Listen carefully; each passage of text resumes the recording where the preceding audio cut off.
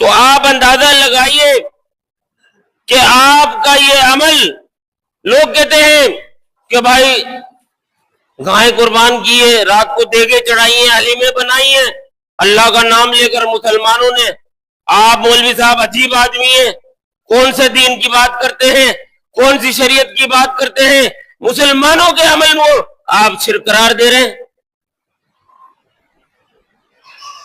یہ تو عقل میں نہیں آ رہی۔ عقل میں کیوں نہیں آ رہی؟ آپ عقائد کا تعلق لوگوں کے نظریات سے ہے، اور رسول اللہ صلی اللہ علیہ وسلم کی مہر جس عمل پر، اجازت جس عمل پر ہوگی تو وہی دین اور شریعت ہے، اس کے علاوہ سب منع ہے، نہیں دی اجازت۔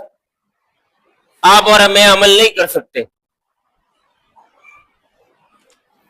قرآن مجید میں واضح حکم دیا، انما حرم علیکم المیتۃ والدم ولحم الخنزیر وما اہل بہ لغیر اللہ۔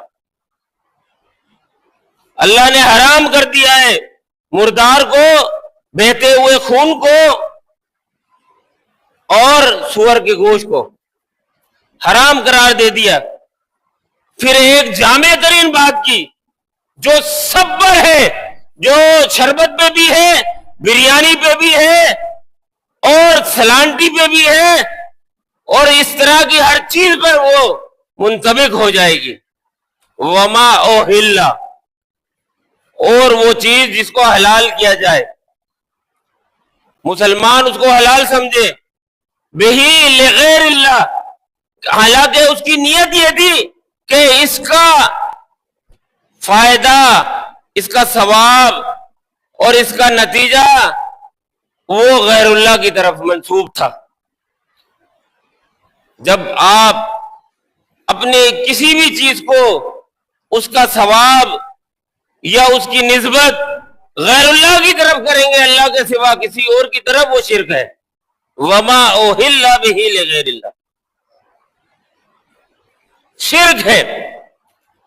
تو اپنے دامن کو شرکیہ اعمال سے، شرکیہ عقائد سے بچائیں اگر جنت میں جانا چاہتے ہیں۔